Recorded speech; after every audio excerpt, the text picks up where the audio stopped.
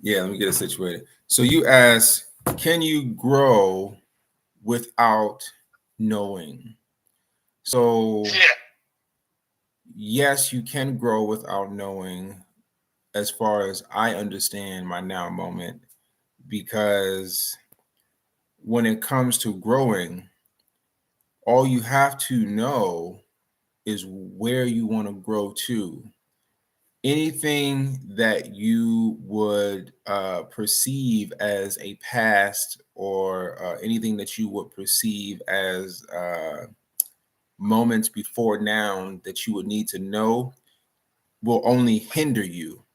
And I give the Well, example. I give the example. I've been trying to. My mom.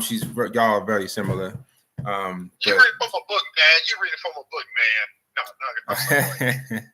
But I give the example about the concept of slavery, because they have that thing that they say over and over again. That's affirmation. They say it over and over again. But there's this thing they say over and over again.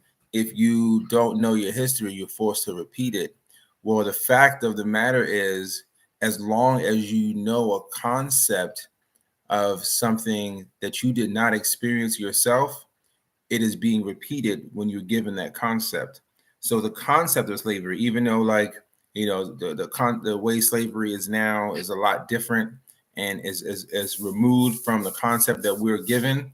But because we think of slavery the way we think of slavery, we miss out on the fact that it is currently going on. We miss out on the fact that Oh, hold on, there yeah, hold there on. You lost me. There. Say that again. I was No, giving no, no, no, so no, no, slavery, no, no, slavery. hold on, no, no, no, hold on. Just the last part you said it. Just I said the last sentence you said or whatever. The last sentence Oh, you started. I'm gonna go back a little bit further, just because I'm trying to remember myself. But Oh, what I was saying was this: slavery, as just the example. The example was just that slavery, the information that we're given on the past, actually confines us to the past. It tethers us to the past. So the way that you could know, the way that you can grow without knowing, I guess you do have to know something. What you do have to know is what you want. And if you do know something of the past that you don't want, then you don't have to own that story. As soon as you own or identify with whatever the past well, is, you are you what are do you mean? stuck with it, and that will What be do you your mean reality. what do you mean by own that story or own? What do you mean Well, by own? so I'll go back to the slavery, right? So one thing I remember this, and I was trying to figure out when I got the information that it changed, and I haven't found it yet. Um, but the information of when they were slaves and there were people of darker color complexion in chattel slavery, that they were considered 3/5 of a person. And I don't know, I haven't heard or found yet when that was officially done, as like they became full people, outside of being 3/5 of a person. But owning that concept means, this is what happened to my people. Now, I'm not getting this information from my great great grandmother. I'm not getting this information from my aunt, my great aunt, somebody I Yeah, know yeah. who was there. I'm getting this information from this entity, this society, who feeds you what they call education, or as I like to Okay. call it, compulsory indoctrination. They feed you this information, and you're not getting anything from a first source. So if you're not getting it firsthand of the information and you're identifying with it, that means that you are becoming the information that you are given. So the idea, slavery is an easy one. That's just like easy, low hanging fruit for me. But the idea of slavery, if I identify with the people who were enslaved, then I have to say that I was I am connected to the people that were considered less than human or less than man. You know what I mean? So now I make that identity for myself. Now my I have this identity goggles on. All right, you got these identity goggles on. Now everything I'm looking through these goggles are in this lens of I was with these people, or I look like these people who were less than this or less than that or whatever. So now everything that affirms, oh, real quick, everything that affirms that reality or affirms that possibility, I'm going to see. Now, if there's anything that doesn't affirm that, and this is what the thing will happen. What is called the myopic view, the single view, or tunnel vision. Anything that doesn't support the view that I have of myself or that I identify with, anything that doesn't support it, I'm rather going to ignore it or forget it.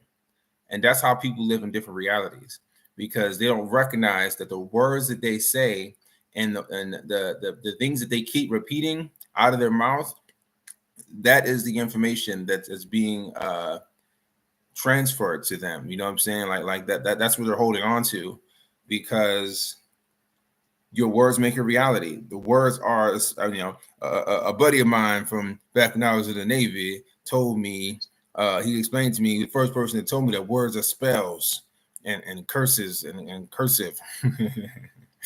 So on my first deployment, he told me that, and I didn't really know what he was talking about, but now I'm into a place where I know what he's talking about, and I do as much as I can on a regular basis to utilize language to my benefit. Everything is a matter of perspective. So as long as you have the perspective that things are bright skies and sunny days, things will be bright skies and sunny days. And even when the days are dim or would appear to be dim, you're going to miss those days because you're not thinking about those days. It's the idea of the people who get stuck in the complaining place, get stuck in the not enough place, they get stuck in the lack of love place.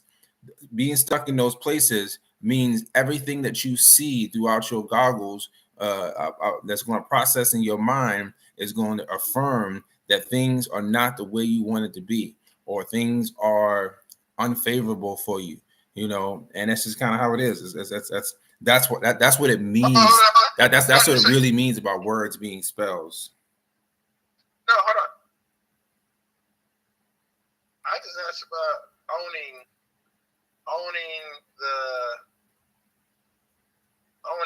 you said owning slavery or owning of slavery or owning you said the concept of slavery or something like that. Right.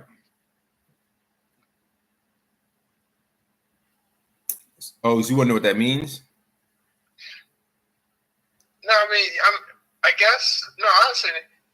So what I mean, you said owning that concept. You said once you think about it or talk about it, it means you own that concept or something like that.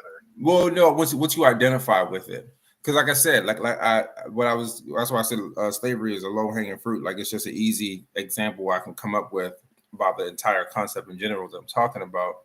But when I say own it, meaning that even though I can't definitively name a person in my family that expressed to me that, hey, I was a slave, by me owning the idea that people who look like me, or a family member, I'm from a lineage of slaves, even to entertain the idea in itself is to own it.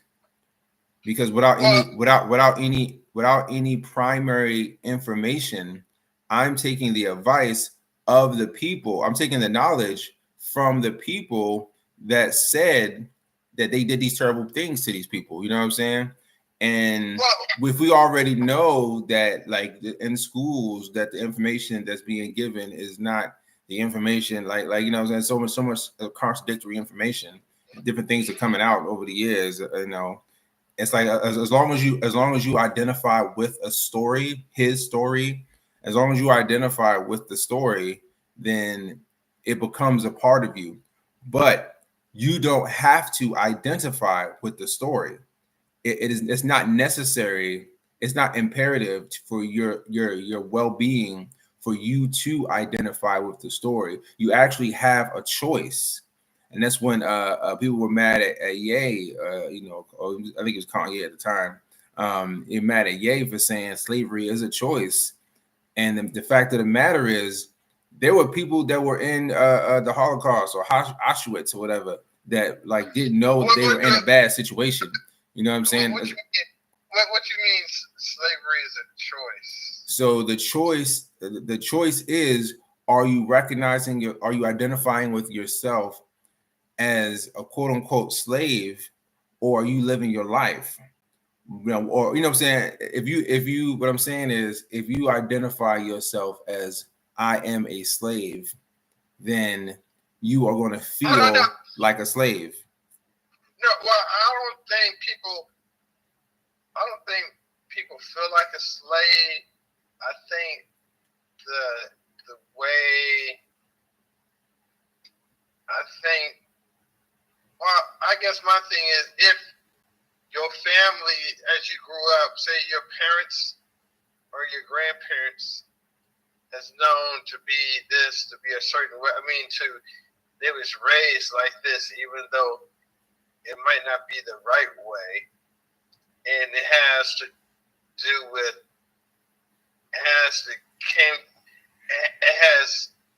came through slavery, as in certain ways that we do things that's been ingrained in us. I guess.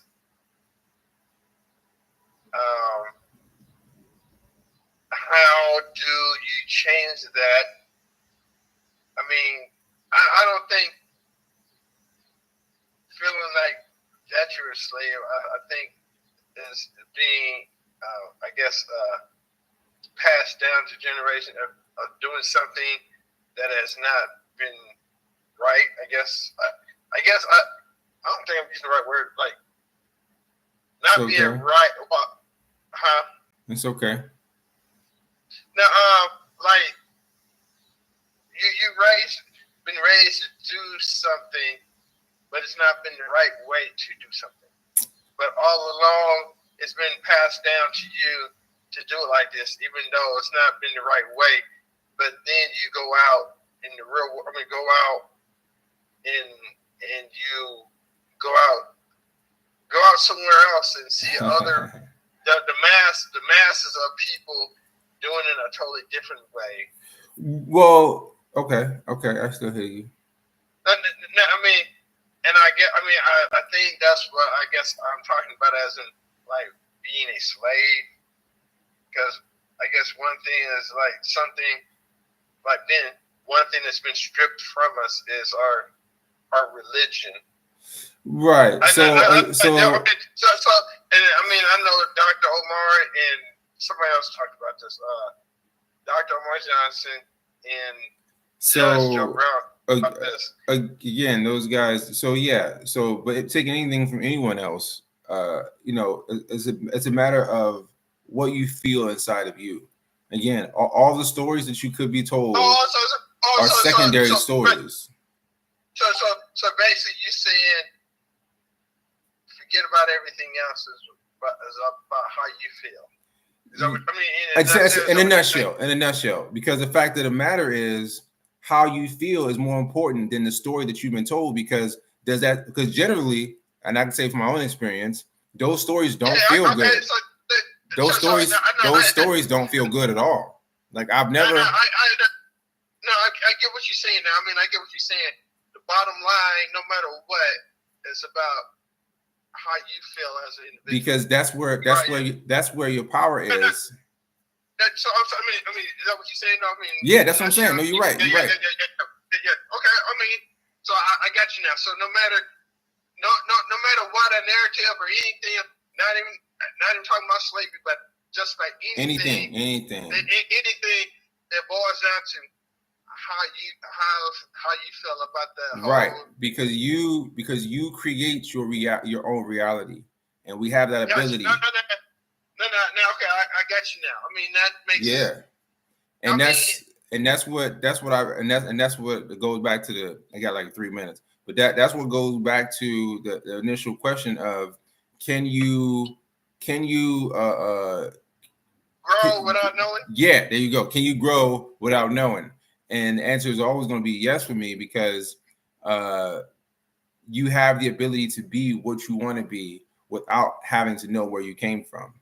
And well, I guess for that particular situation, I can see you saying that. I mean, for me, it's all situations because you know what? I don't know if you ever heard this before, and you may have been one of those people, but I keep hearing stories. I've known stories of different people who like they was addicted to smoking. You got two people, two type of people, right?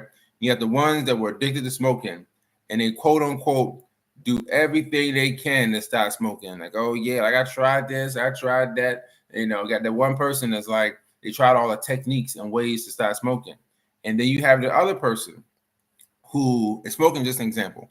You have the other person who one day was like, I'm done, and just never smoked again, and haven't even had a desire for it at any point afterwards. So that person just immediately shifted their reality. But to immediately shift your reality, you have to be definitive. You have to be demonstrative. You have to be able to say this is what it is, and there is no flexing in it. What's the two words you use? You say definitive, and what's the other word? Demonstrative. And what does those two words mean? Basically, it's just like as you know, they talk about you bend but don't break, type of thing. You know that expression. Okay. When you have those two things, it's just like those like you're solid. It's like there is no breaking. It's okay. It's like a rock in a hard place. It's like once I say this thing, I will never have to question again the situation because this is what it is. Bam, it is. Or like when R. Kelly said, when a woman's fed up, ain't nothing you can do about it. It's like no matter what you say, she ain't taking you back, pretty much. Yeah, I guess so. Yeah, but no matter what was said, oh, they're already back. Look at that. All right, look, I had a minute for you, and we're a minute too early because I gotta go. But nice talking to you, sir. Love and travels to you, and we'll catch soon. Let's put some on the calendar though because I just got this new position, man, and it's pretty happy. So I'm gonna be around a lot. So I'll be able to catch you one of these. All right, sir. Talk to you later.